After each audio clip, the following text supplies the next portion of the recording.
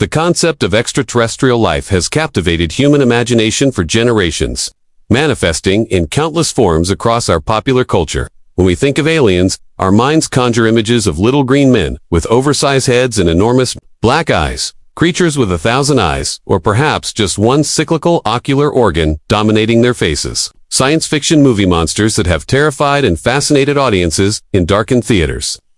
Beings that float freely through the vacuum of space with writhing tentacles. Or representatives of some unknown hyper-advanced civilization whose technology would make our greatest achievements look like primitive stone tools. These depictions saturate our entertainment media. But they raise a profound question that extends far beyond the realm of fiction. Could science fiction ever actually become fact? Could we one day encounter beings from another world, shake hands, or tentacles with them, and establish communication with an intelligence that evolved under an entirely different sun? The fascination that Hollywood and broader popular culture maintains with the concept of first contact with alien beings is not difficult to understand. When you consider the magnitude of what such an event would represent, the discovery of intelligent life beyond Earth would arguably constitute the greatest scientific discovery in all of human history, fundamentally reshaping our understanding of our place in the cosmos and answering one of humanity's oldest and most profound questions. Are we alone? This singular question has driven religious philosophy, scientific inquiry, and artistic expression throughout the entirety of human civilization. The implications of answering it definitively would ripple through every aspect of human society, from science and technology to philosophy, religion, politics, and our very sense of identity as a species. However, despite our fervent hopes and extensive searching, our universe appears to create massive barriers to meeting extraterrestrials. The cosmos seems almost deliberately constructed to prevent contact between intelligent species, throwing up obstacle after obstacle that makes the probability of a close encounter increasingly remote. It's almost as if the fundamental laws of physics, the vast scales of space and time, and the very nature of biological evolution conspire together to keep civilizations isolated in their own corners of the universe, forever wondering if anyone else is out there, but never quite able to bridge the enormous gulfs that separate them. We're actively searching the cosmos with increasingly sophisticated technology and methods. But the question remains, will we ever find intelligent alien life, or are we ultimately, tragically alone, in an incomprehensibly vast universe? 45 years ago, humanity took a bold step toward answering this question. The Arecibo Observatory in Puerto Rico, once home to the world's largest single-dish radio telescope, sent a powerful radio message deep into space, effectively our serious efforts to make first contact with extraterrestrial intelligence. The Arecibo message represented humanity's first deliberate attempt to communicate with a possible civilization existing somewhere out there in the galaxy, or even beyond our galaxy entirely. This transmission was not a casual greeting, but a carefully constructed message encoded in binary format, designed to convey fundamental information about our species and our world to any intelligent beings capable of receiving and decoding it.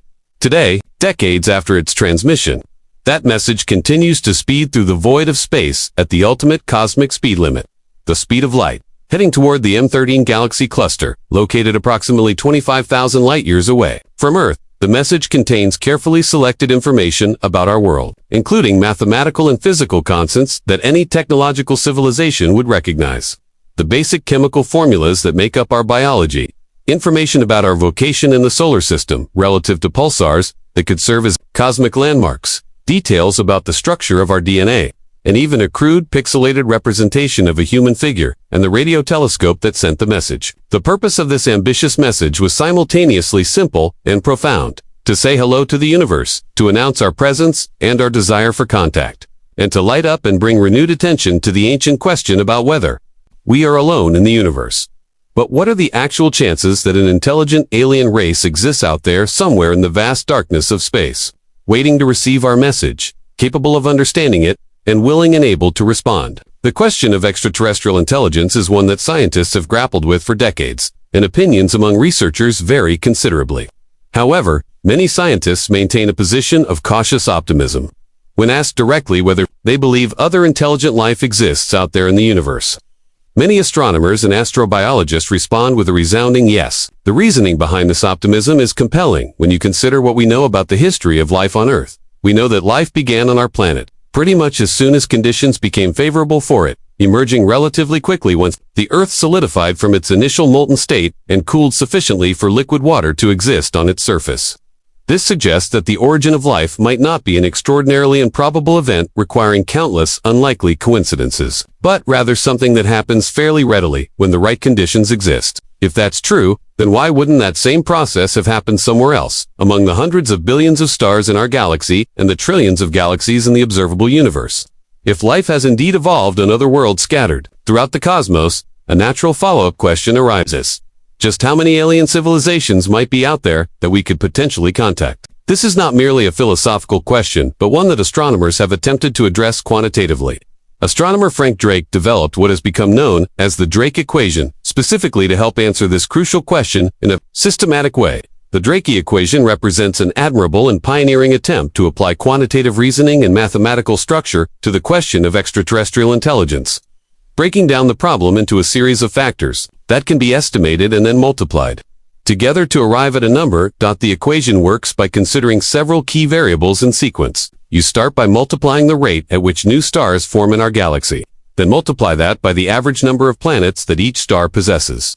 Then multiply by the fraction of those planets where conditions might be suitable for life. Then by the fraction where life actually emerges. Then by the fraction where life evolves to become intelligent. Then by the fraction where that intelligence develops technology capable of interstellar communication. And finally by the length of time such a civilization might exist and be actively communicating. When Drake and his colleagues first worked through this equation in the early 1960s, using their best estimates for each factor, they arrived at a figure of approximately 10,000 intelligent civilizations existing within our Milky Way galaxy alone at any given time. This number suggested that we are far from alone, that the galaxy might be teeming with intelligence, and that contact might be not only possible, but perhaps even likely given sufficient time and effort. However, since the Drake equation was first proposed more than half a century ago, our understanding of the galaxy and the universe beyond it has undergone radical transformation. We have made discoveries that Drake and his contemporaries could only dream about, fundamentally changing some of the parameters in the equation.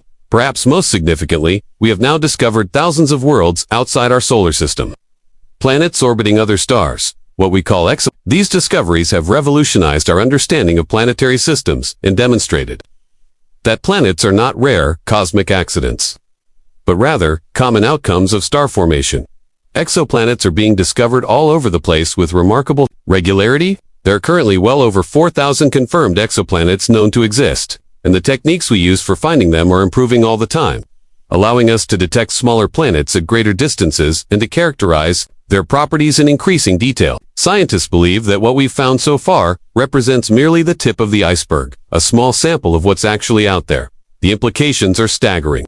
If the cosmos is so extraordinarily good at making planets, as our observations clearly indicate, then perhaps it can also produce the conditions necessary to make life throughout the universe with similar abundance. This realization has significantly altered our perspective on the Drake equation. When the equation was originally devised all those decades ago, we simply didn't know that exoplanets existed at all. The only planetary system we knew about was our own solar system, and we had no way of knowing whether planets were common or rare around other stars. Now, based on surveys conducted by space telescopes like Kepler and TESS, we have strong statistical evidence suggesting that there are, quite literally, more planets than there are stars in the universe. Nearly every star we observe appears to host at least one planet, and many stars host multiple planets. When you multiply this out across the hundreds of billions of stars in our galaxy and the trillions of galaxies in the observable universe, you arrive at numbers that are almost impossible to comprehend. Planets numbering in the sextillions or beyond. So, even if life is genuinely rare, even if the origin of life requires such specific conditions and such an unlikely sequence of events, that it only happens on a tiny fraction of suitable planets, there are still an enormous number of opportunities for it to take hold somewhere in the universe. The sheer scale of the cosmos provides countless chances for even highly improbable events to occur. For this reason, many scientists now believe it is very likely that life exists in relative abundance throughout the universe, and by extension, that there must be an uncountable number of advanced alien civilizations scattered across the cosmos. This isn't science fiction or wishful thinking, but rather a conclusion based on basic probability and our improving understanding of planetary systems and the conditions necessary for life. Given these probabilities strongly suggesting that a multitude of alien civilizations should exist out there somewhere. Isn't it more than a little strange that we haven't made first contact yet? Many scientists genuinely believe there is every reason to expect that civilizations exist beyond Earth. yet we have absolutely no confirmed evidence of them despite decades of searching. This apparent contradiction has a name in scientific circles: the Fermi paradox, named after physicist Enrico Fermi, who famously asked, "Where is everybody?" During a lunch conversation about extraterrestrial life, why haven't we found other civilizations out there? Why haven't they found us? The silence is deafening and deeply puzzling. One significant answer to this paradox could simply be the sheer incomprehensible vastness of the cosmos. To understand this barrier, consider a thought experiment using a familiar landscape. Look at all the lights you might see spread out over a cityscape at night. Thousands or millions of individual lights scattered across the urban landscape. You could think of these lights as analogous to stars in the galaxy, each one a potential home to planets and possibly to life.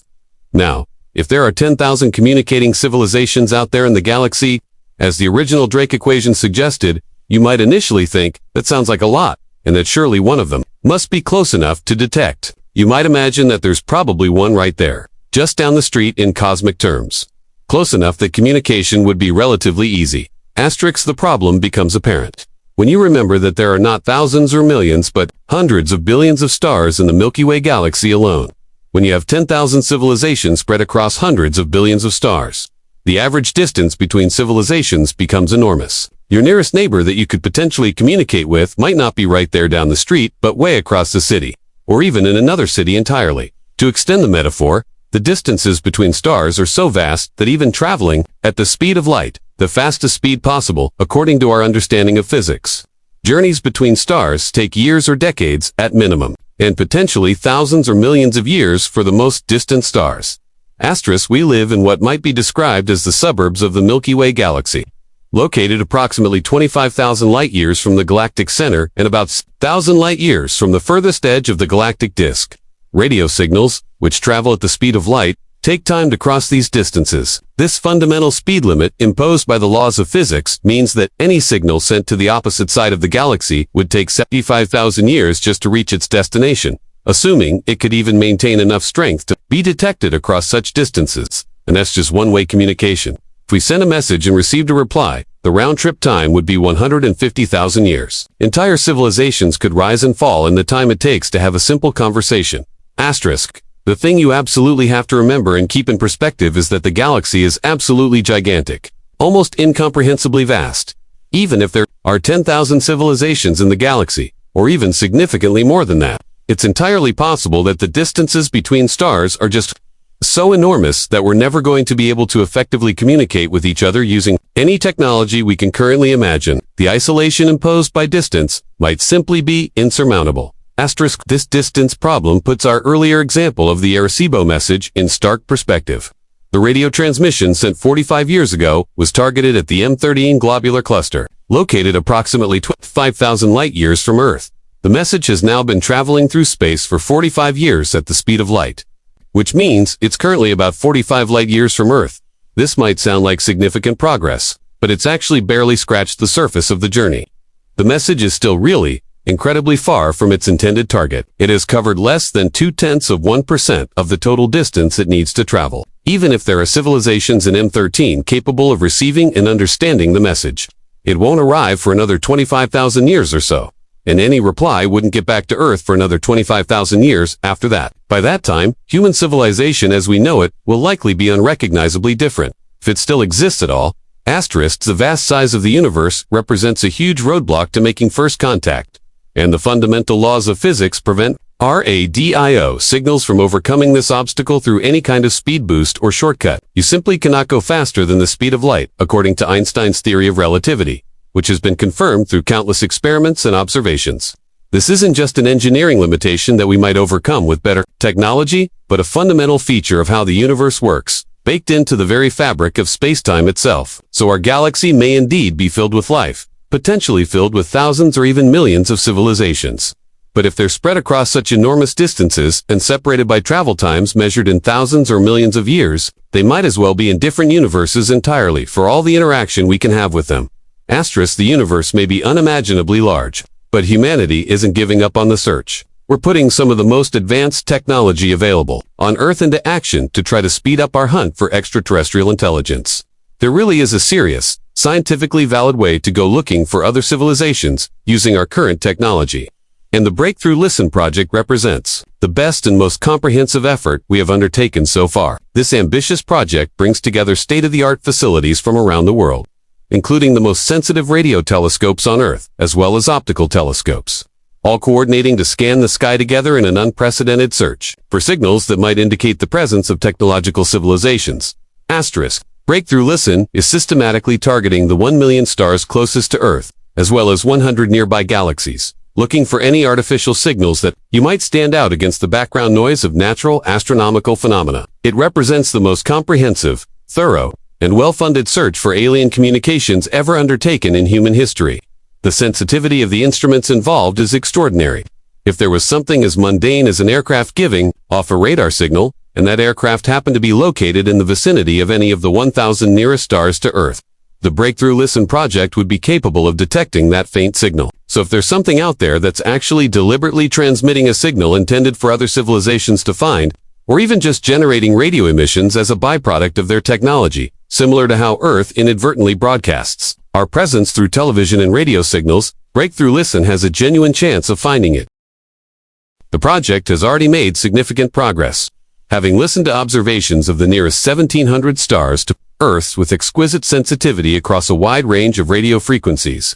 The radio spectrum represents a logical place to search because radio waves can travel through interstellar space relatively unimpeded and can carry large amounts of information efficiently. So far, after analyzing all this data, what have we heard? Frustratingly, nothing. Silence. No confirmed signals that bear the hallmarks of artificial origin or intelligent design. Every interesting candidate signal that has been detected has either turned out to be interference from human technology, natural astronomical phenomena, or signals that couldn't be confirmed when the telescope looked at the same location again. Asterisk. This represents the wonderfully fascinating but also beautifully frustrating position that we find ourselves in when it comes to the search for extraterrestrial intelligence. We haven't heard anything yet, despite having the technology to detect signals across vast distances. This puts us in an ambiguous position where a negative result, the absence of detected signals, doesn't necessarily mean there aren't civilizations out there. The universe is vast, and we've only sampled a tiny fraction of it so far. There could be thousands of civilizations broadcasting signals, but if we haven't looked in their direction yet, or if their signals are at frequencies we haven't monitored, or if they're not broadcasting at all, we wouldn't know they exist. But equally, we have no positive proof that there are any other civilizations, which makes it impossible to say anything definitive about their existence or nature.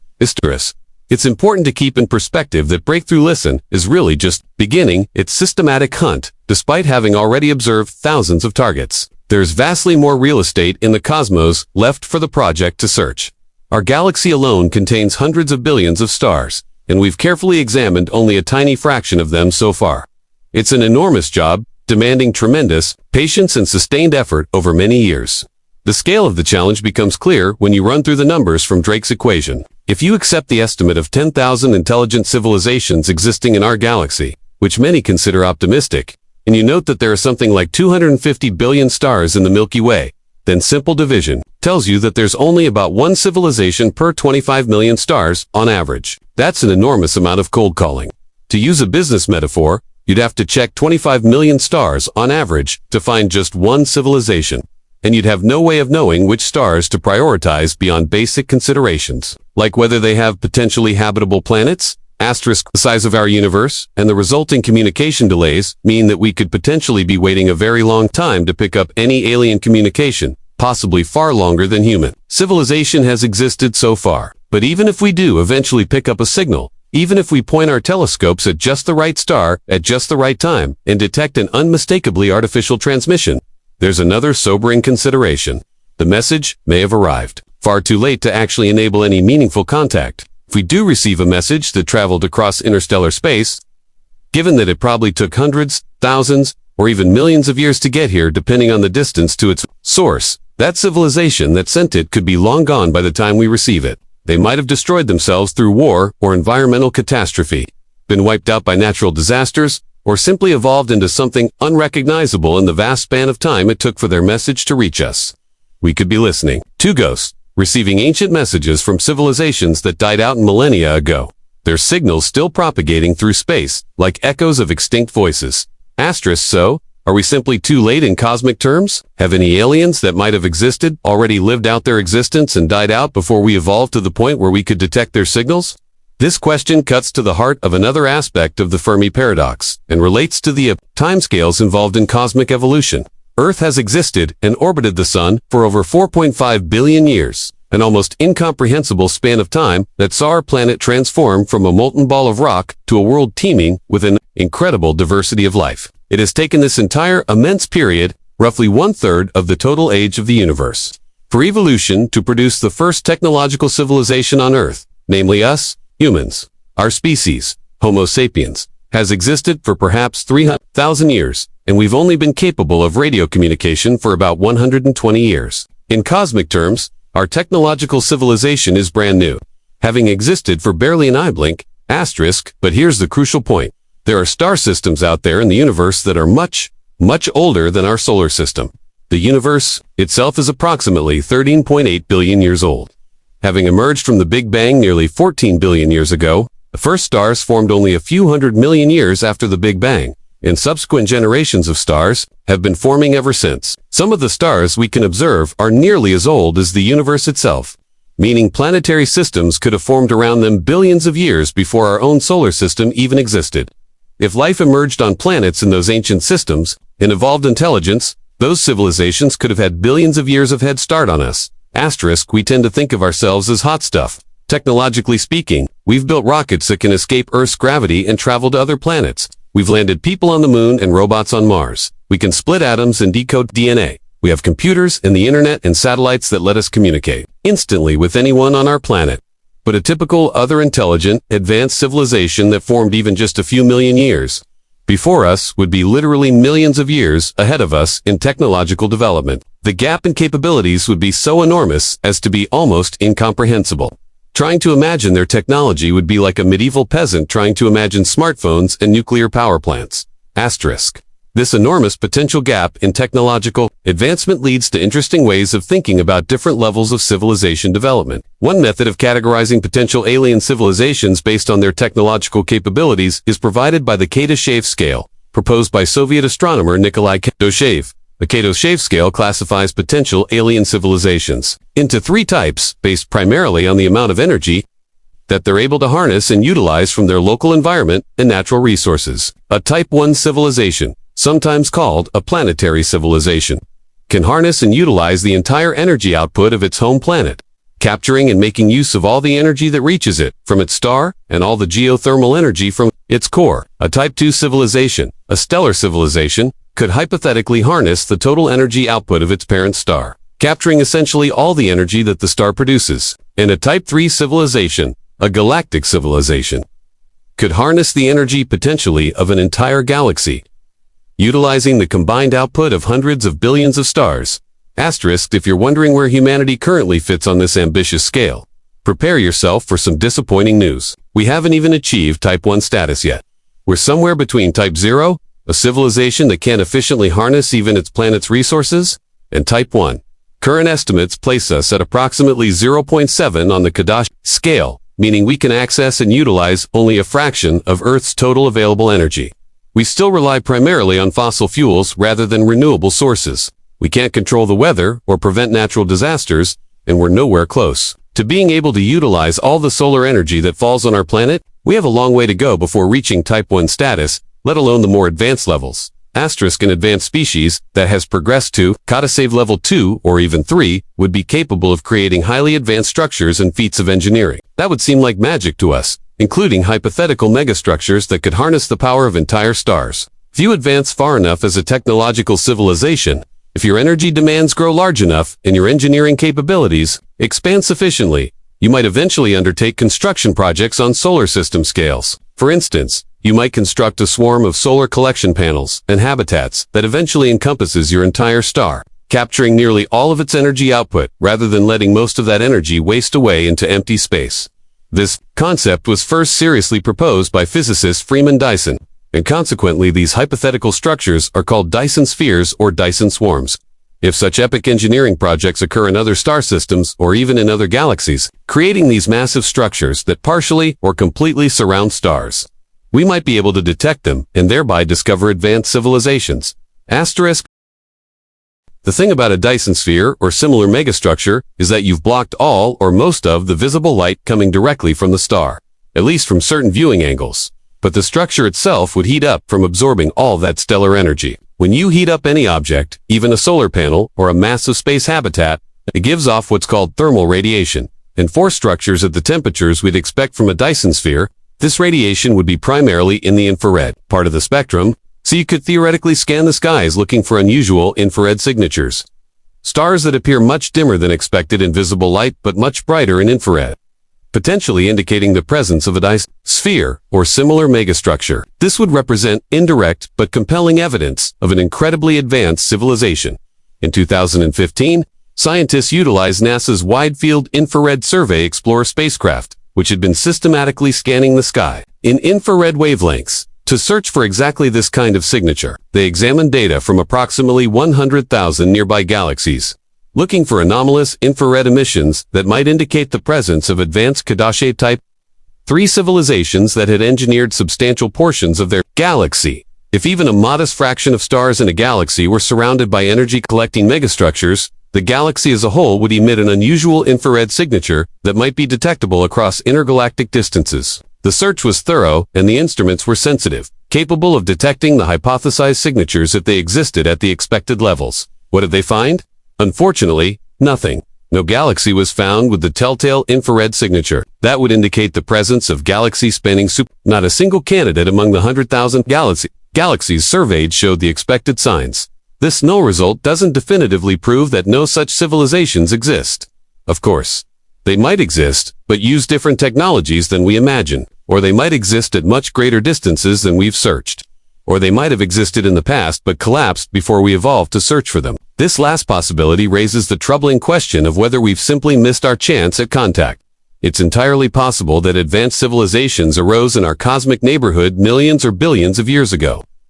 Developed technology, tried to communicate with the galaxy around them by broadcasting signals or building obvious megastructures, but they were asking too early from our perspective.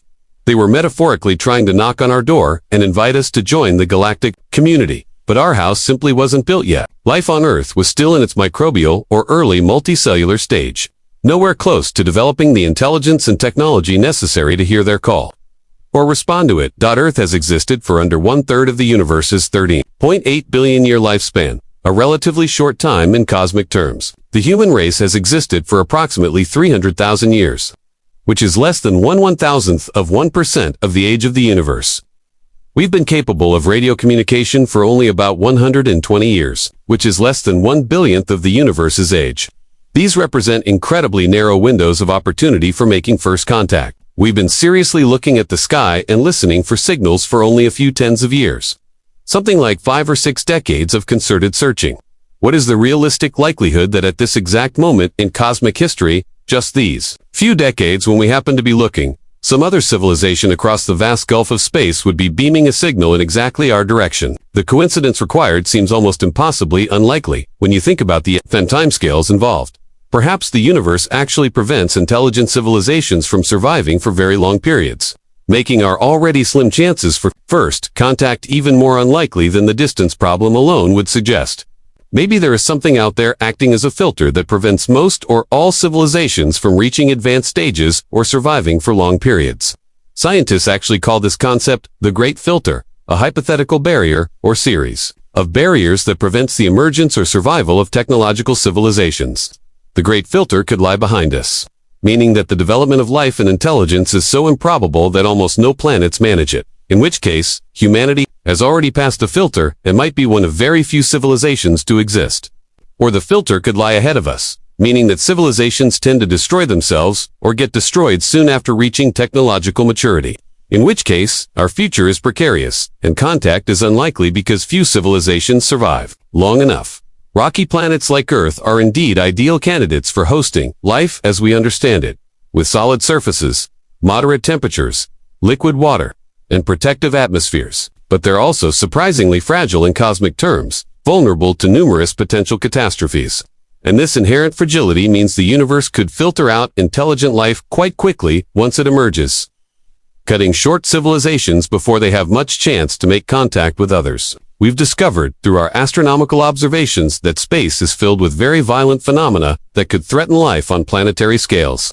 Star explosions like supernova release enormous amounts of energy, and certain types of even more energetic events, called gamma-ray bursts, thought to be produced by colliding neutron stars or black holes, release focused beams of radiation so powerful that they may be capable of sterilizing planets of all life even across distances of thousands of light. A sufficiently nearby gamma-ray burst pointed in Earth's direction could strip away our protective ozone layer, exposing the surface to lethal radiation and triggering mass extinctions. Such events are rare, but they do happen, and over the billions of years that intelligent civilizations might exist, the probability of encountering such a catastrophe increases. And even if intelligent species manage to survive natural astronomical phenomena like supernova, gamma-ray bursts, asteroid impacts, and ice ages, they may still face an even more insidious threat themselves. As we can clearly tell from our own history and our current situation, the moment that we started developing advanced technology, we also developed the means for our own destruction. We've changed the climate on our planet through greenhouse gas emissions to the point where it threatens our civilization's stability. We've developed weapons of mass destruction, nuclear arsenals capable of destroying ourselves many times over. We've polluted ecosystems, driven species to extinction at accelerating rates, and created numerous other existential risks. And we've done all of this in barely a century of industrial civilization. It's quite possible, perhaps even likely, that alien civilizations face similar challenges and that many of them failed to successfully navigate these dangers. If civilizations that reach technological advancement are often short-lived because they destroy themselves through war, environmental destruction, or other self-inflicted catastrophes, that would explain why at this point in time there might be very few of them around to communicate with us. Finding evidence of an extinct alien civilization, perhaps the archaeological remains of their destroyed worlds, or the faint echoes of their final transmissions, could serve as the ultimate cosmic warning for the human race. If we were to discover a civilization out there that destroyed themselves through nuclear war, environmental pollution, or some other preventable catastrophe, it would be almost like staring into a mirror, reflecting a possible future version of ourselves. It would provide a very grim foreshadowing of what might await us if we don't address our own existential risks, serving as a lessons learned opportunity purchased at the terrible price of another species' extinction. The universe might be littered with the ruins of civilizations that couldn't overcome the challenges of their own success. We can only hope that at least some advanced alien species have managed to escape the universe's deadly filter, whatever it might be, and have survived to become ancient, stable civilizations. But even if such long-lived extraterrestrial species still exist somewhere out there in the cosmos, carefully managing their resources and risks to maintain their civilizations across millions of years, the odds of us making contact with them, they're still severely stacked against success for another fundamental reason that has nothing to do with their willingness to communicate or our ability to detect signals. This obstacle is simply down to the laws of physics and the nature of the universe itself. Every single day, the physics and structure of the cosmos actually make our chances of eventual contact worse rather than better. And this deterioration is happening for a reason that might seem counterintuitive. Our universe is expanding, spreading out as the space between galaxies increases, and it's expanding fast. This expansion was one of the most important discoveries in 20th century astronomy, fundamentally changing our understanding of the cosmos. In February 2018, astrophysicists at the University of Oklahoma announced a fascinating discovery. They had found evidence of a potential series of rogue planets located approximately 3.8 billion light away from Earth in a distant galaxy. These planets, estimated to range in size between our Moon and Jupiter, wouldn't be orbiting any star but instead would be wandering freely through intergalactic space, possibly ejected from their home systems. Through gravitational interactions, if confirmed, these would represent the first alien worlds ever discovered outside our own Milky Way galaxy, potentially the first of many such extragalactic detections as our observational capabilities improve. Asterisk. Our galaxy alone contains an estimated hundreds of billions of planets at minimum, possibly trillions, when you account for rogue planets and moons that might harbor life. The observable universe contains approximately 2 trillion galaxies, based on current estimates from deep field observations by space telescopes, so when you multiply it out, you get trillions of planets throughout the cosmos. A number so large, it's difficult to properly comprehend. With those kinds of numbers, simple statistics would seem to suggest that life, including intelligent life, should be common. Asterisk, but discovering that exoplanets exist in enormous numbers is no guarantee of finding alien life. And when it comes to the much more specific challenge of actually contacting extraterrestrial intelligences and establishing communication, our extensive efforts have so far met with nothing but silence. This raises an important question. Do we need to fundamentally change our tactics and strategies? Are we doing something wrong in our approach to the search? Many scientists are beginning to think that our current passive approach, simply listening for signals, may not be sufficient. They argue it's going to be very, very difficult to find extraterrestrial intelligence using only the methods we're currently employing, which rely on other civilizations deliberately sending powerful signals in our direction or inadvertently producing detectable emissions we can intercept. We would have to get extraordinarily, perhaps unreasonably lucky for such passive detection to succeed. One prominent researcher expressed skepticism about our chances, suggesting that we're not going to get that lucky just sitting and listening. Instead, the argument goes, if we genuinely want to know whether there's life out there in the cosmos beyond simply speculating about probabilities, we may ultimately need to go visit potentially habitable worlds directly with robotic probes, or even crewed missions. Asterisk, we've already demonstrated that we can send spacecraft enormous distances across our solar system. The New Horizons probe traveled billions of miles, flying past Pluto and providing our first close-up views of that distant world and its moons before heading out into the Kuiper Belt.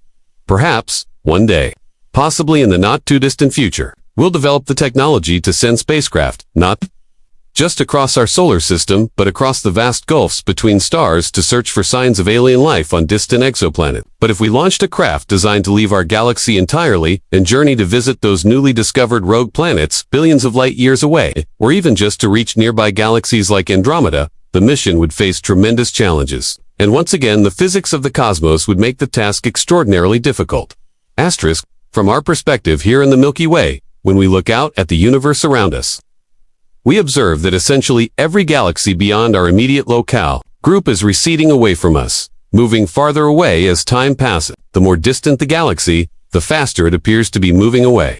It looks superficially like nobody in the universe likes us, and every other galaxy is trying to get as far away from us as possible, fleeing in all directions. But this isn't actually what's happening. The galaxies aren't running away from us specifically. When we talk about the expanding universe and galaxies moving apart, we don't mean that galaxies are doing something active, like firing rockets, to move away from one another through space. Actually, it's the underlying fabric of space itself that's expanding. And the galaxies are embedded in that expanding space like raisins in a rising loaf of bread. That expansion of space is what causes galaxies to move apart from each other. And because space is expanding everywhere simultaneously, every galaxy sees every other distant galaxy moving away from it. The rate of expansion can be measured, and it's substantial. The regions of the universe within approximately 3 million light-years of us, our local cosmic neighborhood including the Andromeda Galaxy and other nearby galaxies, are expanding at around 45 miles per second, which translates to over 160,000 miles per hour. This might not sound too extreme compared to cosmic distances, but remember that this rate increases with distance. With our current technology and engineering capabilities, do we have any realistic chance of actually sending probes to visit these distant galaxies or the exoplanets they contain? To understand the challenge, think about the fastest and farthest spacecraft we have managed to build and launched so far. The Voyager spacecraft, launched in the 1970s, represent our most distant human-made objects. They've been traveling through space for more than 45 years now, moving incredibly fast by everyday standards at approximately 38,000 miles per hour. This is fast enough to cross the United States in about 4 minutes. Fast enough to circle the Earth in less than 40 minutes. By human standards, this is an extraordinary speed, faster than anything most of us will ever experience. Asterisk, but when we compare this to the challenge of intergalactic travel, the inadequacy becomes immediately apparent. 38,000 miles per hour is genuinely fast, but the closest large galaxies to us, like Andromeda, are moving away from us at speeds over 4 times faster than this. And they're moving away due to the expansion of space itself, not because they're traveling through space. And the expansion rate only gets worse the farther out you look. The thing about the expansion of the universe that makes it such an insurmountable barrier is that the farther away something is from you, the faster it appears to be moving away from you, due to the cumulative effect of space expanding everywhere between here and there. This relationship, first discovered by Edwin Hubble and now known as Hubble's law, means that expansion velocity is proportional to distance. Asterisk, the more distant two objects are from each other, the more space exists between them, and the more space there is between them, the more total space there is available to expand. It's a multiplicative effect. An object twice as far away moves away twice as fast due to expansion. An object 3 times farther away moves away 3 times as fast. This proportional relationship continues scaling up to the largest distances we can observe. When you scale it up to consider those rogue planets discovered 3.8 billion light-years away, the numbers become truly daunting. Thanks to the expansion of the universe operating across that immense distance, those extragalactic worlds and the galaxy containing them are moving away from us at speeds exceeding 49,000 miles per second. That's not per hour, but per second. That's more than 26% of the speed of light. Asterisk, to understand how impossible this makes contact, imagine that you're a runner in a race and you can see the finish line ahead of you in the distance. You start running toward it, making steady progress, getting a bit closer with each stride. But now, imagine that the track itself is expanding, with new space being created between you and the finish line. At first, if the expansion is slow, you might still make progress. But as the track expands faster and faster, eventually it reaches a point where it's expanding faster than you can possibly run. At that point, even though you're running as fast as you can directly toward the finish line, that finish line starts receding into the distance, getting farther away rather than closer. You're running forward but losing ground, and you're never, ever going to reach it, no matter how long you keep running or how much stamina you have. This is precisely the situation we face with distant galaxies. Say, we somehow develop the technology to build probes that can travel at the fastest speed that physics theoretically allows. The absolute cosmic speed limit. The speed of light itself. Approximately 186,000 miles per second. Surely at that speed, nothing could outrun us, right? We should be able to eventually reach any destination given enough time. Unfortunately, even that might not be sufficient for reaching the most distant galaxies, and the reason is both fascinating and deeply frustrating. It turns out that while it's true that nothing can travel through space faster than the speed of light, this is one of the fundamental principles of Einstein's special theory of relativity and is supported by enormous amounts of experimental evidence. There's a loophole. In the rule, it is not possible for objects or information to travel through space faster than the speed of light. But it is entirely possible for space itself to expand faster than the speed of light. Asterisk, this seems like it should be a contradiction. But it isn't, because the speed limit applies to motion through space, whereas expansion is the creation of new space between objects. These are fundamentally different phenomena governed by different aspects of physics. Everywhere we look in the universe beyond our local group of galaxies, we observe very distant galaxies that are apparently receding from Earth at velocities greater than the speed of light due to the expansion of space between us and them. Isn't violating relativity because the galaxies aren't actually moving through space at faster than light speeds. Rather, the space between us and them is expanding at a rate that produces an effective recession velocity exceeding light speed. Asterisk, the implications are sobering. There are distant galaxies that we can see in the sky right now. Their ancient light having reached us after journeying for billions of years.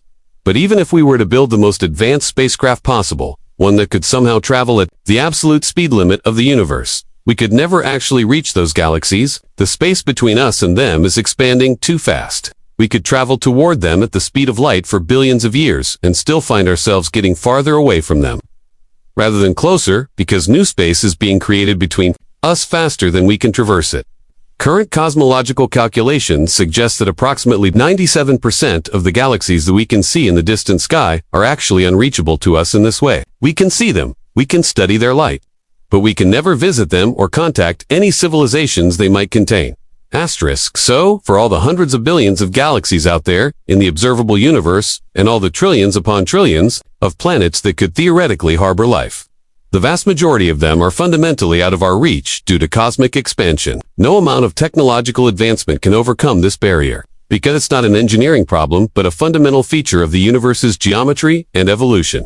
The physics of the universe has dealt an immense, perhaps fatal blow to the dream of widespread first contact with distant civilizations. The true, complete reality of the universe, the totality of everything that exists, will always be hidden from us because of this expansion. There is a cosmic horizon beyond which we can never see and can never travel. And that horizon encompasses most of what exists. Asterisk, given all these obstacles, the vast distances between stars, the expansion of space, the possibility that civilizations destroy themselves, the challenges of communication and biology perhaps, we need to reconsider our expectations. The further we look out into the universe, the more unlikely first contact becomes based on us reaching out to them. Perhaps we need an advanced alien race to overcome all these barriers and come visit us instead. Suppose we get extraordinarily lucky, and some nearby civilization has developed technology far beyond ours, perhaps including faster-than-light travel, that exploits some aspect of physics we don't yet understand. Or maybe they've simply been traveling for millions of years in generation ships and happen to be heading in our direction. Even if aliens somehow arrive in our solar system, would first contact actually be feasible? Would meaningful communication and interaction even be possible, given how different we might be? One major assumption we tend to make about aliens is that they'll be fundamentally similar to us in important ways. We imagine them breathing oxygen, living at similar temperatures, perhaps even having similar body plans, with heads and limbs and sensory organs arranged in familiar patterns. But there's actually no good reason to expect this. We're assuming that alien life would be biochemically and physiologically like us, and that their planetary environment would be sufficiently similar to ours that they could survive here and we could survive there. But when we actually look at the diversity of exoplanets we've discovered and the range of conditions under which life might evolve, the realistic expectation is that this assumption is wrong. Alien life probably won't be much like us at all, and their home environments will likely be radically different from Earth in ways that could prevent face-to-face contact. Could extraterrestrials even survive first contact with us in our planet's environment? Consider the discovery in July 2019 when the TESS satellite identified a new alien world, designated GJ357d, located approximately 31 light-years from us in the constellation Hydra. With a mass estimated at over 6 times that of Earth, scientists classify it as a super-Earth. This might sound like science fiction terminology, but super-Earths are actually looking like they might represent the most common category of terrestrial planet in the galaxy. What we see from our surveys of exoplanets is that the most common type of rocky terrestrial planet appears to be what we call a super-Earth, meaning it's fundamentally a rocky world, like Earth, but significantly more massive, typically somewhere between 1 and 10 times Earth's mass. This increased mass has profound implications for what life on such a world would be like. More mass means stronger gravity, potentially much stronger. If a super-Earth has 6 times Earth's mass and a radius only about twice as large, the surface gravity could be roughly 1.5 to 2 times what we experience on Earth. This creates a planetary environment completely unlike our own and would shape any life evolving therein fundamental ways. If intelligent aliens evolved on the surface of a super-Earth, they would need to be adapted to that much stronger gravity. The gravitational force would be pulling on every part of their bodies constantly, with much greater strength than we experience. This means these aliens almost certainly wouldn't be very tall. Being tall would be a severe disadvantage when every inch of height requires tremendous structural strength to support against powerful gravity. But they would likely be very strong. By our standards, with dense bones, powerful muscles, and robust body structures to handle the gravitational stress, an alien from a super-Earth visiting Earth might find our gravity almost negligibly weak, allowing them to perform feats of strength that would seem superhuman to us. But super-Earths represent just one of many diverse avenues for planetary formation that the universe creates. The variety of exoplanets we've discovered is truly staggering and far exceeds what most scientists expected before we began finding these worlds. There are planets orbiting red dwarf stars that are 10 times smaller than our Sun, barely larger than Jupiter, but burning with nuclear fusion. These red dwarfs are the most common type of star in the galaxy, making up perhaps 70% or more of all stars, and many of them host planets. Life evolving on a planet orbiting a red dwarf would experience a completely different environment. From Earth, the star would appear huge in the sky, but would glow with a dim red light, and the planet might be tidally locked with one side perpetually facing the star and the other side in eternal darkness. We've also discovered numerous planets in binary star systems, orbiting 2 stars instead of 1, sometimes circling both stars in a wide orbit, and sometimes orbiting 1 star while the other star orbits farther away. Imagine watching 2 suns rise and set, casting double shadows and creating complex patterns of day and night. We've found planets with highly elliptical orbits that experience extreme temperature swings as they alternately swoop close to their star and then swing far away. We've found planets that orbit their stars in just a few days, moving so fast that a year passes in less time than an Earth week. We've found massive gas giants orbiting closer to their stars than Mercury orbits our Sun, heated to temperatures where rocks would vaporize. This diversity of planetary systems means that the potential for life, and for intelligent life, is much more rich and varied than we ever thought possible before discovering We can see planets of all shapes and sizes around stars of all types and ages, in all sorts of configurations that weren't even contemplated in science fiction. But this diversity also means that alien life will likely be adapted to environmental conditions very different from Earth, potentially so different that direct contact would be impossible or deadly. Images from science fiction have fueled numerous fantasies of first contact, but our growing knowledge of the universe suggests the reality could be far, far stranger than anything depicted in movies or television. If anything, Hollywood has actually constrained our imagination rather than expanding it in terms of presenting so many aliens that basically look like humans wearing rubber suits or makeup. Most science fiction aliens are disappointingly humanoid, with 2 arms, 2 legs, a head with eyes and mouth arranged in familiar patterns. This is understandable from a production standpoint. It's much easier to have actors in costumes than to create truly alien creatures. But it's almost certainly unrealistic. Asterisks, we have to let go of this obsession that extraterrestrial beings are going to be anything remotely like us, in appearance or biology. If we're looking for 2-legged humanoids we can shake hands with, we should forget it.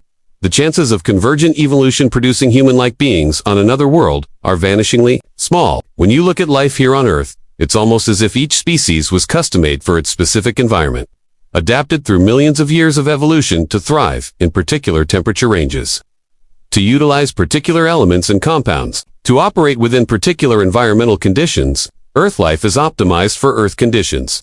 An exoplanet with appropriate conditions to support life could still produce life that is completely and fundamentally different from anything on Earth. Asterisk, consider how different ecosystems might develop under different conditions. What would life be like on an alien world that has a bit more potassium or sodium in its crust and oceans, affecting the chemistry available for biochemistry? What if the planet is significantly warmer or colder than Earth on average, or has a much thicker atmosphere providing greater pressure at the surface, or a thinner atmosphere with less protection from radiation? What if the water is more acidic or more alkaline than Earth's oceans? What if there are different trace elements available, or different ratios of elements? Each one of these small variations, seemingly minor adjustments to planetary conditions, can mean a completely different trajectory for evolution, a completely different ecosystem, and potentially completely different forms of intelligent life. Asterisk, this raises a crucial question.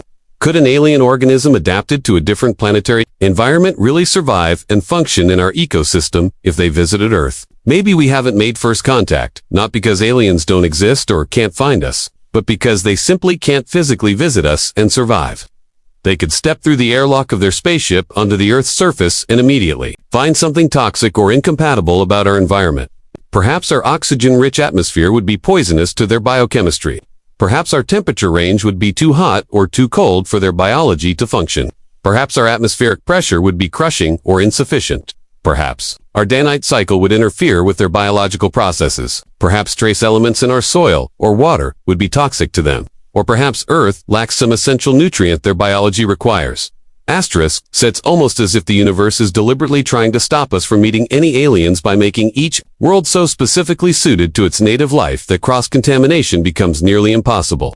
Biology creates another formidable obstacle for making first contact, adding to the barriers of distance, time, and communication. But as researchers studying extreme environments on Earth have discovered, life can actually get quite weird and adaptive, taking extreme measures to survive in potentially hostile environments in ways that might give us hope. Asterisk, the Great Salt Lake in Utah provides a perfect example of life's adaptability. This is the remnant of what used to be a much larger lake called Lake Bonneville that covered much of Utah during the last ice age. When the climate warmed and the lake evaporated away over thousands of years, it left behind all of the dissolved minerals and salt that had accumulated in the water.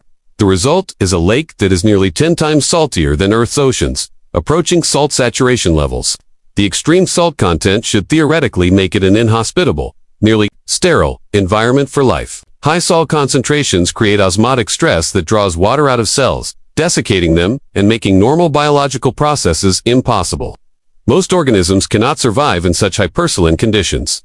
Asterisk, despite these harsh conditions, there are organisms not just surviving but thriving in the water in enormous numbers. As we look at life in this vast lake and find that there are billions upon billions of microbes living here in this unexpected and seemingly hostile environment, we start to realize that life forms in ways and in places that we simply don't expect or predict based on our everyday experience. These microbial extremophiles, organisms that thrive in extreme conditions, have developed ingenious ways to survive in the Great Salt Lake. They actually use specialized molecular pumps powered by light energy to actively pump excess salt out of their cells, maintaining an internal environment different from the external salt-saturated water. This allows them to operate more normally despite the extreme salinity. Asterisk, but maintaining these pumps requires energy, which they obtain through photosynthesis, which means they have to live very close to the water's surface where sunlight penetrates. Living so close to the surface exposes them to another challenge: intense ultraviolet radiation from the sun, which can damage DNA and other biological molecules. The extremophiles have adapted to this challenge as well. All the pink and red coloration visible in the water is actually the color of the organisms themselves, produced by pigments they manufacture that act as a built-in sunscreen, helping protect them against the damaging UV radiation while still allowing them to capture visible light for photosynthesis. Asterisk, extremophiles on Earth are fundamentally rewriting our expectations about where life can survive and what conditions are truly prohibitive for biology. We've found microbes living in boiling hot springs, in acidic environments that would dissolve metal, in the deep ocean where pressure is crushing and no light penetrates, in solid rock deep underground, in the dry valleys of Antarctica where it almost never rains, and even in the cooling water of nuclear reactors. If Earth life can adapt to such a wide range of extreme conditions, perhaps alien biology is much more resilient and adaptable than we tend to assume in our pessimistic scenarios. Could extraterrestrial visitors be more capable of adapting to our environment than we think, or of surviving in protective suits or habitats for extended periods? Asterisk, these extremophiles should serve as a reminder that we haven't been thinking big enough or creatively enough when imagining the possibilities for alien life and where it might exist. But even if biological barriers can be overcome, either through alien resilience or through technology, there's another possibility worth considering. Maybe the first aliens we meet won't face any biological challenges at all because they won't be biological. Maybe the first aliens we encounter will be robots or artificial intelligences, having transcended their biological origins long ago. Asterisks, an advanced civilization might reach a point where they realize they can build much more capable, durable, and powerful forms of intelligence if they don't limit themselves to fragile biological bodice meat bags. As one researcher colorfully put it, we tend to think of intelligence and consciousness as something mysterious and special that can only exist inside biological organisms like ourselves and somehow, therefore, can't be replicated or copied into another substrate. But advances in neuroscience and artificial intelligence are increasingly suggesting that intelligence, and probably consciousness too, are ultimately just information processing. And it's the information processing and the patterns of organization that really matter, not the specific physical substrate doing the processing. Asterisk, if this perspective is correct, then perhaps an alien civilization would be able to download or transfer its consciousness into some sort of computer system or robotic body, traveling as a disembodied consciousness or as uploaded minds in sophisticated machines. In this state, you would be essentially immortal, no aging, no disease, no need for food or water or air. They're able to survive in the vacuum of space. They're able to be backed up and restored if damaged. You could potentially send your consciousness across interstellar distances at the speed of light, transmit it as information, and then instantiate it in a new robotic body at the destination. The biological aliens who originally evolved on their home planet might have been extinct for millions of years, but their civilization could continue on in digital form, spreading across the galaxy as patterns of information. Even if we do somehow manage to make contact with aliens, whether biological or artificial, whether they visit us or we detect their signals or we eventually develop the technology to visit them, there's yet another significant barrier awaiting us that we haven't fully addressed: language and communication. If we actually do make contact with an alien civilization, are we going to be able to understand each other? Can we communicate meaningfully despite having no shared history, no common cultural reference points, and possibly very different ways of perceiving and thinking about the universe? Asterisk, there are approximately 7,000 distinct languages spoken around the world today by human beings, each with different sounds, grammatical structures, vocabularies, and ways of expressing ideas. Some languages have sounds that don't exist in others. Some languages encode information in ways that would seem strange to speakers of other languages, like grammatical gender, evidentiality, markers indicating how you know what you're claiming, or elaborate systems of honor. Despite all being produced by the same species with the same basic vocal apparatus and brain structure, human languages show remarkable diversity. And that's just humans communicating with other humans. Asterisk, on top of human linguistic diversity, there are other species on Earth with their own communication systems entirely different from human language. Whales and dolphins produce complex vocalizations. Birds sing elaborate songs. Bees perform dances to indicate the location of flowers. Elephants produce infrasonic calls below the range of human hearing. Many scientists believe there's something we could meaningfully call language, or at least complex communication happening in some of these animal systems, though we struggle to fully decode or understand it, even though we share a planet and an evolutionary history with these creatures. Asterisk 1. Thing that should make us very humble when it comes to the prospect of communicating with other civilizations is just how much trouble we have communicating with other intelligences right here on our own planet, with intelligent animals we can study up close. Despite decades of research into animal communication and cognition, we still can't have anything like a real conversation with dolphins or chimpanzees or elephants, even though we can study them directly, sequence their DNA, observe their behavior in detail, and try various experimental approaches. Now, imagine how much more challenging it would be to communicate with a life form that came from a completely different planetary environment, that evolved completely independently, that might have entirely different sensory modalities and ways of perceiving reality. Asterisk, if you were to base your perspective just on science fiction, movies, and television shows, you would probably think that interspecies communication would be easy and frequent. Characters in science fiction regularly encounter new alien species and begin communicating with them almost immediately, sometimes within minutes. Often, there's some kind of universal translator device that mysteriously allows instant communication, despite the aliens having evolved on completely different worlds, with no possibility of their languages being related. But that's absolutely not the reality. Science fiction takes these shortcuts for narrative convenience. But the real world of attempting cross-species communication would not be nearly that easy. Asterisk, if we were to try to speak English, or Spanish, or Mandarin, or any human language to an alien civilization, we would almost certainly fail completely. These languages are far too deeply embedded in and dependent upon our specific evolutionary history, our particular sensory experiences, our unique cultural development, our specific environment and biology. They're filled with concepts that might be meaningless to aliens' references to human body parts, to Earth, flora and fauna, to human social structures and cultural practices. An alien might not understand metaphors based on human experience. They might not perceive colors the same way we do, or have the same emotional responses, or organize time in the same fashion. Human languages would be completely unrecognizable and indecipherable to an alien civilization without extensive work to establish basic reference points.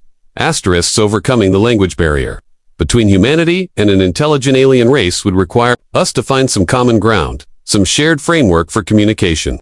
We might need to take baby steps, starting with the most basic and universal concepts. Fortunately, we have some practice with this challenge right here on Earth. We have intelligent creatures on this planet that may not be technologically advanced, but that demonstrate clear signs of complex cognition. Whales and dolphins are very intelligent social animals living in the ocean. They communicate with each other using sophisticated vocalizations. Researchers have made some progress in identifying recurring patterns and possibly even elements of grammar in their communication. Asterisk, we have examples like Coco, the gorilla, who is famously taught to communicate with humans using hand symbols based on American Sign Language, eventually learning to use over 1,000 signs and apparently understanding spoken English to some degree. We use our own human speech to talk to our dogs and cats, and while they don't understand language in the full human sense, they clearly respond to certain words and phrases and can learn to associate sounds with meanings. We have birds like parrots that can mimic human speech with remarkable accuracy, and some research suggests they may use these vocalizations meaningfully rather than just parroting sounds mindlessly. Asterisk, perhaps we can practice and develop our skills for communicating with truly alien intelligences by working on communicating more effectively with different species here on Earth. Success in establishing more sophisticated communication with dolphins, great apes, or other intelligent animals might give us insights and techniques we could apply to the even greater challenge of communicating with extraterrestrials. Despite all our potential differences with alien life, if we ever do make contact, we'll need to find common ground somewhere to make meaningful communication possible. Asterisk 1. Encouraging thought is that if we're comparing ourselves to another civilization that has reached the point of building computers and telescopes and spaceships, we'll have at least some shared understanding and capabilities that could serve as a foundation for communication. If there's a vast intelligence gap, where one civilization is far more advanced than the other, there will be limits to communication. Similar to how there are some concepts you can never really explain to a much less intelligent being, no matter how hard you try. But if we do make contact with another civilization that's achieved technological development comparable to ours or beyond, most scientists think we'll probably have no fundamental problem eventually developing a common language and being able to communicate about basic science and mathematics, even if it takes considerable time and effort. Universal concepts like mathematics, physics, and chemistry would provide common ground. Asterisk. So it seems possible that an advanced species could eventually find ways to overcome or work around the various challenges of first contact. The distance problem through very long journeys or by sending signals across space. The biological incompatibility problem through protective technology or by being artificial intelligences. The language barrier through patient work to establish common reference frames. But if an alien civilization out there is significantly more advanced than us, having had perhaps millions of years more to develop their science and technology, could there be an even bigger issue preventing contact? Maybe the reason that intelligent aliens haven't ever come to Earth to visit us in person is simply that we're just not that interesting to them. Is the biggest barrier for first contact possibly the fact that advanced aliens have no interest in meeting primitive civilizations like ours?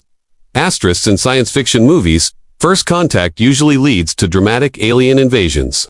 Cities get destroyed by powerful alien weapons. Humanity faces annihilation, and we have to fight desperately for survival against technologically superior foes. Independence Day, War of the Worlds, countless other films follow this basic template. Maybe the fear is that ET calling wouldn't be such a good thing after all. Imagine if we received what amounted to an intergalactic email from some superior alien civilization saying they were planning to arrive in 30 years. Would we just casually go back to watching our reality TV shows and going about our daily business, planning to worry about it when they actually arrived? Of course not. We would seriously freak out. There would be global panic, frantic preparations, probably conflicts over how to respond. People might indeed freak out if we detected an approaching alien spacecraft. But we should recognize that we've actually been inadvertently signposting our location and announcing our presence to the cosmos for many decades already. The Earth has been a detectably technological world for approximately 100 years now. Ever since we began broadcasting radio and television signals, we've been unintentionally transmitting electromagnetic radiation into space. Signals that propagate outward at the speed of light. Any civilization within about 100 light-years with sufficiently sensitive detectors could have already noticed us. Yet despite this, that apparently hasn't attracted anyone's attention or triggered any invasion. It's pretty noteworthy that despite broadcasting our presence for a century, none of the hypothetical alien civilizations out there has shown any hostile interest. They could have turned Earth into a parking lot if they wanted to, given their presumably advanced technology, but they haven't. Asterisk, perhaps no one has bothered to come conquer or colonize planet Earth because advanced civilizations simply don't want or need to make first contact with primitive species like us. Frankly, if they're that intelligent and advanced, thousands or millions of years ahead of us technologically, they probably wouldn't be very interested in us at all. Just like we're generally not very interested in studying ant colonies in detail. Maybe that's why they haven't bothered to make contact despite possibly knowing we exist. We might be the cosmic equivalent of ants on a sidewalk, noticeable if you're paying attention. Perhaps mildly interesting in an abstract way, but not worth significant effort to communicate with. Asterisk, extraterrestrial invasions and hostile alien encounters make for great science fiction and entertaining movies. But when you think about it seriously, what exactly do we have on Earth that would be worth all the effort required for an advanced alien civilization to travel across interstellar space to get it? How realistic are these invasion scenarios really? One common trope in science fiction is aliens coming to Earth to devour or harvest the human race as food. But the science doesn't really support this being plausible. Would an alien even be able to properly digest human tissue and extract nutrition from it? Asterisk, when we eat food, our digestive systems rely on enzymes, biological molecules that break down the complex molecules in food into simpler components our cells can use. These enzymes are very specifically shaped and very selective about which molecules they can attack and break down. An enzyme that breaks down a particular protein or carbohydrate from Earth organisms might be completely useless against alien biochemistry. For an alien to be able to digest humans and for us to be nutritious to them, we would have to have very similar biochemistry to what exists on the alien's homeworld. Similar enough that their digestive enzymes could process our tissues. The chances of biochemistry being that similar after evolving independently on different worlds seem extremely small. Asterisk, so it seems highly unlikely aliens would come to Earth looking for food, at least not human food. But what about water? Some science fiction scenarios have aliens coming to harvest Earth's water. This might seem more plausible since water is a simple molecule, H2O, that should be the same anywhere in the universe and is essential for life as we understand it. If aliens live on a barren desert planet with little water, a water world like Earth with its vast oceans might seem like an attractive target worth traveling to. Asterisk, while we do call ourselves the Blue Planet and take pride in our water-covered surface, our oceans are actually not particularly unique or special from a cosmic perspective. The universe offers far greater water resources, much more easily accessible than Earth's oceans. Right here, in our own solar system, we're finding that most of the liquid water actually exists in moons orbiting the gas giant planets rather than on Earth. Jupiter's moon, Europa, for instance, is believed to have a layer of water ice around 15 miles thick, floating on top of an ocean that might be 60 to 100 miles deep. This single moon of Jupiter may contain twice as much total water as all of Earth's oceans combined, and there are multiple other moons with subsurface oceans as well. Europa and similar moons represent the real water worlds of our solar system, not Earth. If you were a water-seeking alien, you wouldn't bother trying to extract water from a large planet like Earth, where you'd have to fight against strong gravity to lift it off the surface. You'd go to the outer solar system and harvest water from icy moons with much weaker gravity, where extracting water would require perhaps 10% or less of the energy needed to lift it from Earth. What about other resources? Maybe aliens would come to strip mine Earth's crust for valuable metals like iron, titanium, platinum, or rare earth elements. These metals might be useful for building spacecraft, electronics, or other technology that an expanding alien civilization requires. But once again, Earth is actually not a great source for such materials compared to other options. When Earth formed from the collapsing solar nebula, a great deal of its iron and other heavy metals sank down into the planet's core due to gravity, pulled toward the center, while lighter materials like silicon stayed closer to the surface. This means valuable metals are often quite deep and difficult to mine on Earth. An alien mining operation would be better off prospecting for more easily accessible minerals in the asteroid belt between Mars and Jupiter. In the asteroid belt, there's an asteroid called 16 Psyche, which appears to be made up almost entirely of iron and nickel, essentially an exposed planetary core from a failed planet that broke apart early in the solar system's history. Psyche provides a near 150-mile-wide exposed mass of valuable metals just waiting to be harvested, with no atmosphere to deal with and only weak gravity to overcome. It's basically a giant mine floating in space. For my money, and, based on scientific analysis, none of these commonly cited reasons for alien invasion make practical sense. All these resources that we worry aliens might want from Earth can be found far more easily, in greater quantities, and more accessibly elsewhere in the universe. The scenario of resource-seeking aliens attacking Earth seems increasingly implausible the more you think about it realistically. The possibility of first contact is beginning to sound increasingly remote when you add up all these factors. The universe throws up massive barriers of distance and time, stopping us from communicating with or visiting intelligent alien races. Even if such races exist and have overcome these barriers, they might have absolutely no interest in contacting primitive civilizations like ours. Unless, that is, contact has already happened, but we failed to recognize it for what it was. Is it possible that there have been alien signals that we've already detected with our instruments, but we didn't realize what they were, misinterpreting them as natural phenomena instead of artificial communications? Scientists have discovered a powerful and mysterious cosmic signal that they cannot fully explain yet. Could this finally represent first contact?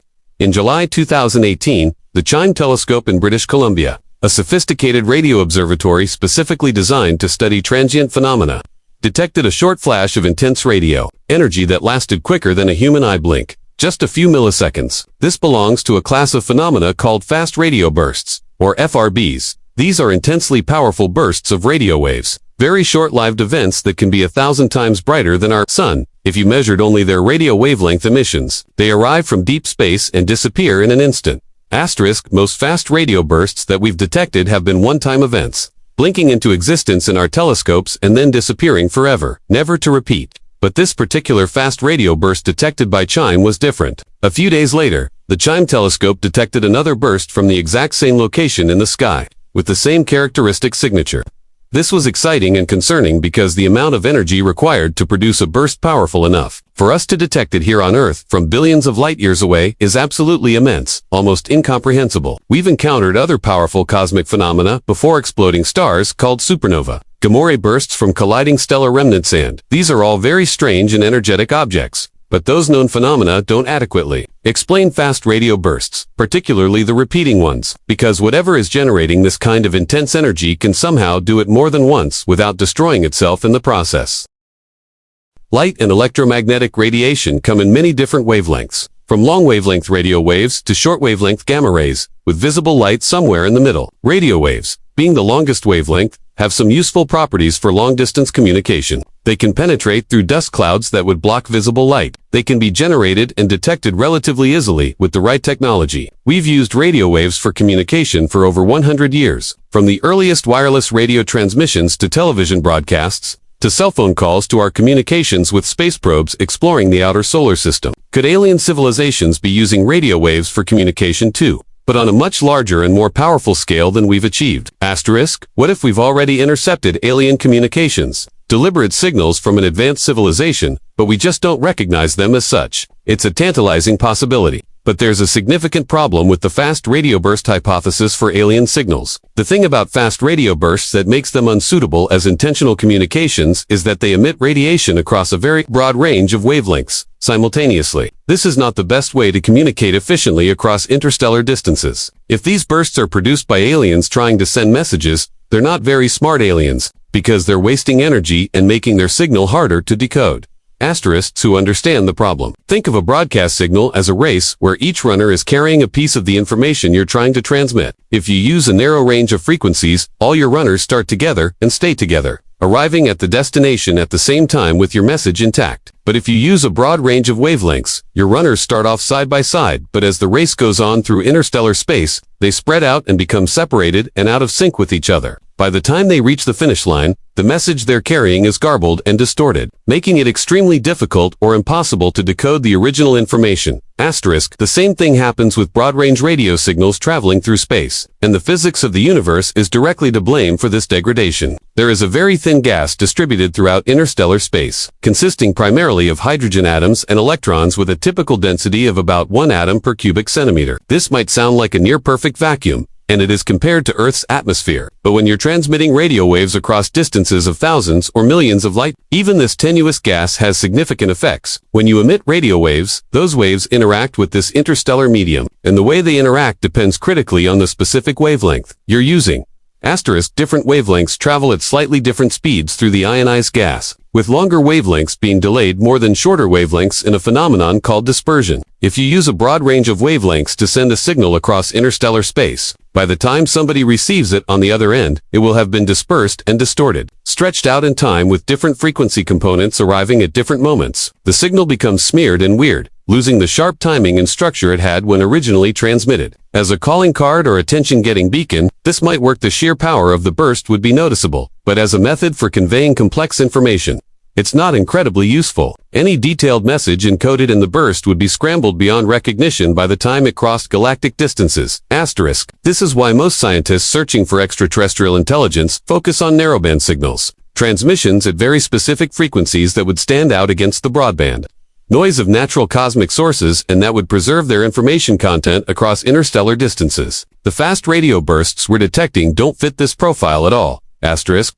So if fast radio bursts probably aren't alien communications, what are they? Astronomers have turned to exotic but natural astrophysical phenomena to figure out the origin of these mysterious bursts. The current leading explanation involves the remnants left behind when massive stars die in supernova explosions. When a star, much more massive than our sun, exhausts its nuclear fuel, its core collapses catastrophically in a fraction of a second, and the outer layers are blown off in a tremendous explosion. What remains is an incredibly dense object called a neutron star, a sphere perhaps only 12 to 15 miles across, but containing more mass than our entire sun.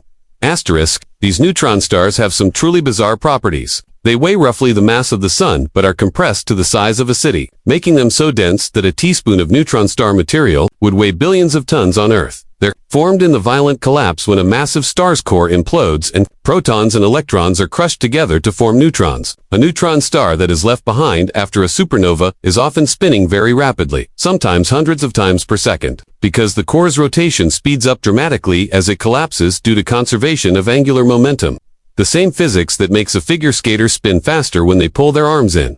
Asterisk, if a neutron star has strong magnetic fields, which many of them do, it can produce beams of electromagnetic radiation that sweep through space like lighthouse beams as the star rotates. When these beams happen to point toward Earth, we detect them as regular pulses, and we call such objects pulses. But to create the enormous energy output of a fast radio burst through this mechanism, these neutron stars would need to be very young and extremely energetic, possibly throwing stellar tantrums during their violent birth process. Asterisk, neutron stars when they are first born in supernova explosions. might be much more powerful and variable in their emissions than older, more settled pulsars. Perhaps we are witnessing newly born neutron stars that are only decades or perhaps centuries old. Still, in their violent youth, when they're so bright and energetic that we can detect their outbursts all the way across billions of light years to the edge of the observable universe. As these young neutron stars age and settle down over thousands or millions of years, their emissions might become more regular and less energetic, eventually becoming ordinary pulsars. There are other proposed explanations as well. Some models suggest fast radio bursts might be produced when neutron stars with extremely strong magnetic fields, magnetars, undergo sudden rearrangements of their magnetic field structure, releasing enormous amounts of stored magnetic energy in an instant. Others propose that the bursts might come from neutron stars accreting matter from a companion star in a binary system, with the sudden infall of material causing energetic outbursts. There's even speculation that some bursts might come from more exotic objects, like strange quark stars, or from black holes interacting with their surroundings in unusual ways. Whether these mysterious bursts are actually aliens trying to say hello across the cosmos, or just fascinating natural phenomena from extreme astrophysical objects. The scientific consensus is that this is almost certainly not first contact, at least not yet. Scientists want to be careful here, remaining open to surprising possibilities while being appropriately skeptical and not jumping to alien conclusions prematurely. The universe is filled with weird stuff we're still discovering and trying to understand.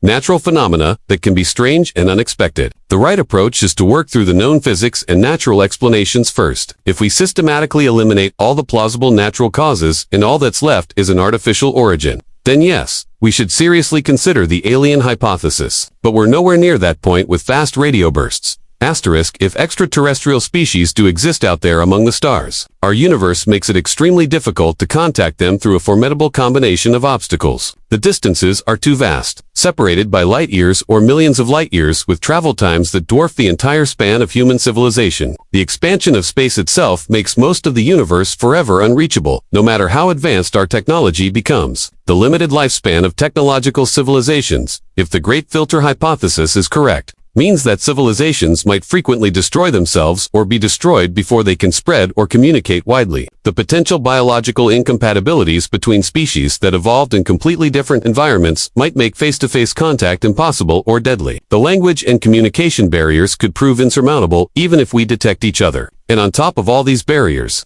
advanced civilizations might simply have no interest in contacting or visiting primitive species like us. But in spite of all these daunting obstacles and sobering considerations, maybe there's still genuine hope for eventual contact. Our understanding of the cosmos has changed dramatically in recent decades. We once thought, based on the original Drake equation calculations, that there might be 10,000 intelligent civilizations in the Milky Way alone, which seemed like a lot. Now we know that our cosmos is absolutely filled with planets, with virtually every star hosting planetary systems, giving us trillions of opportunities for life to emerge just in our own galaxy and incomprehensibly more across the entire observable universe. Our technology for searching is evolving and improving rapidly. Telescopes are becoming more sensitive, able to detect fainter signals and characterize distant planets in increasing detail. Our searches are expanding in scope, targeting more stars across broader ranges of frequencies. We're developing new techniques for detecting potential biosignatures in the atmospheres of exoplanets, looking for combinations of gases that might indicate biological activity. We're studying extremophiles on Earth to expand our understanding of where and how life can exist. We're building better theoretical models of how intelligence might emerge and what forms it might take. The truth is that when it comes to first contact and the search for extraterrestrial intelligence, we're really just getting started. We've been seriously searching for only about 60 years, less than a human lifetime. We've carefully examined only a tiny fraction of the stars in our galaxy, and an infinitesimal fraction of the planets that exist. Our radio searches have been limited in frequency coverage, sensitivity, and sky coverage. We've only recently gained the ability to study exoplanet atmospheres. In cosmic terms, we've barely begun to look.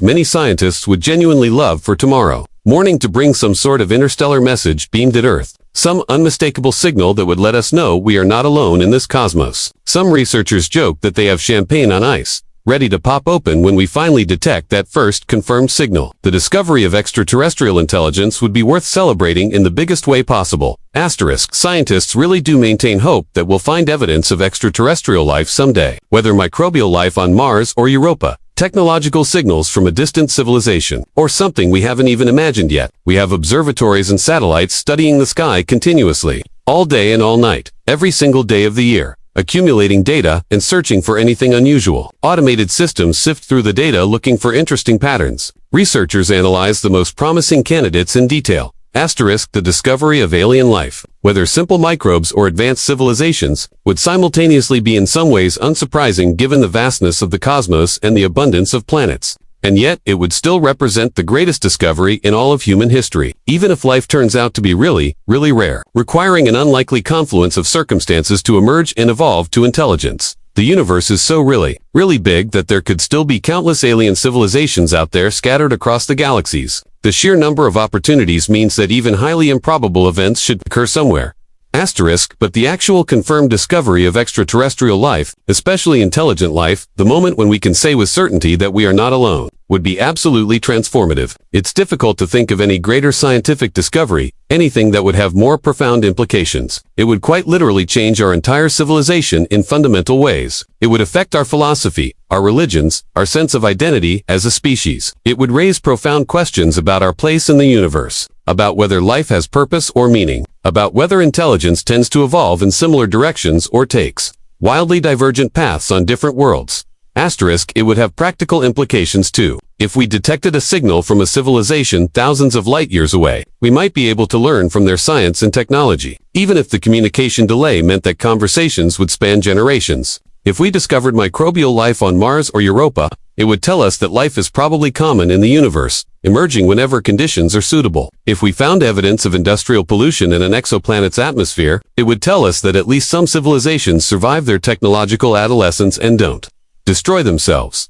Asterisk, the search continues with renewed vigor and improved tools. Every new telescope, every new survey, every new technique gives us better chances of finding that elusive signal or that telltale bite. Scientists remain cautiously optimistic, knowing that the odds are daunting but believing that the potential payoff justifies the effort. Even if we search for another century or another millennium without success, the search itself teaches us about the universe, about planets and stars and the conditions for life, about our own world and our own place in the cosmos. Asterisk, and there's always the possibility of a surprise, of detection coming when and how we least expect it. Maybe we'll find not a radio signal, but some other kind of evidency and unusual structure detected in a distant star system, a chemical signature in an exoplanet atmosphere that can't be explained by any known natural process. A repeating pattern in pulsar signals that betrays intelligent modulation, or something entirely unexpected that we haven't even considered yet. Asterisk, the universe is vast beyond human comprehension, filled with hundreds of billions of galaxies, each containing hundreds of billions of stars. With planets numbering in quantities our minds struggle to grasp. Surely somewhere out there, in that immense cosmic ocean, other minds have evolved.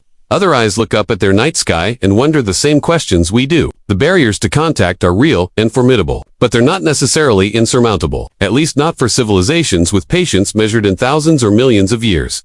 Asterisk, we may be separated by gulfs of space and time that make communication difficult or impossible with current technology. We may be so different biologically and cognitively that understanding each other proves challenging. We may face barriers we haven't even identified yet, but we are looking, we are listening, we are searching with ever-improving tools and growing knowledge. That alone represents something remarkable, a species looking beyond itself, trying to answer one of the most profound questions we can ask. Asterisk, whether we find ourselves alone in a silent universe or discover we're part of a cosmic community of minds scattered across the galaxies, the answer will reshape our understanding of existence itself. The search for extraterrestrial intelligence is really a search for our place in the universe, for understanding whether Earth is a unique miracle or one of countless living worlds, whether intelligence is rare and precious or common and diverse. Asterisk, the frozen archives of ice we discussed earlier teach us that Earth has transformed dramatically over billions of years, that conditions change, that life adapts and persists through challenges we can barely imagine. Perhaps the same resilience and adaptability that allowed life to survive on Earth through ice ages and impacts,